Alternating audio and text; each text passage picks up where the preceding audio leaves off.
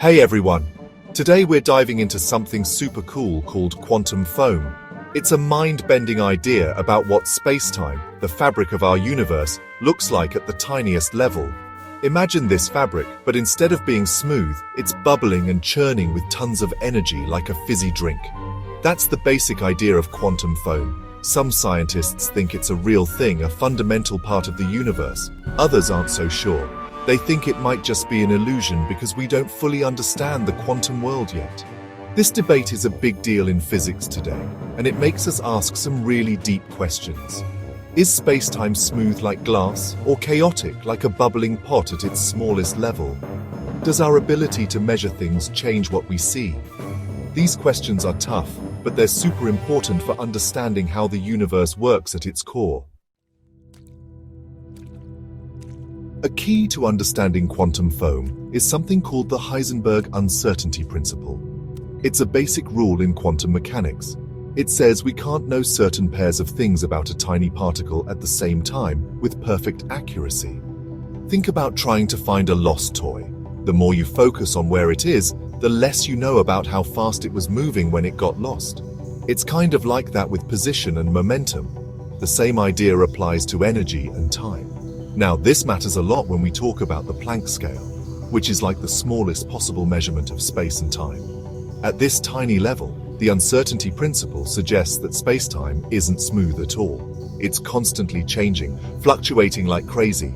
These fluctuations are what physicists call quantum foam.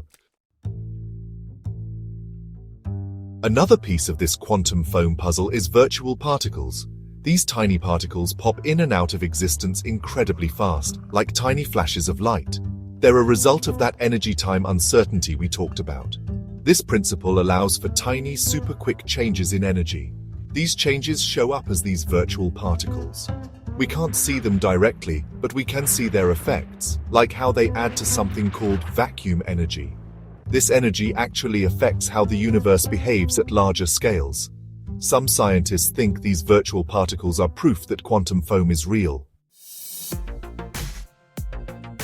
Quantum foam makes us think about how we see the universe. Our view is limited by the tools we use to measure things and the theories we use to understand them.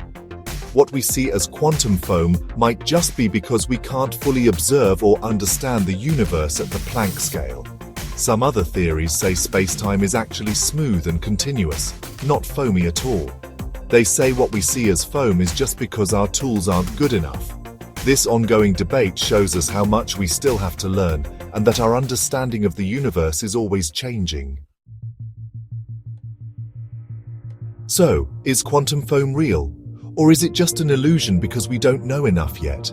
That's one of the biggest questions in physics today. As we keep exploring the universe at its smallest levels, maybe one day we'll have a clear answer. Until then, the mystery of quantum foam reminds us how much we don't know and how important it is to keep asking questions.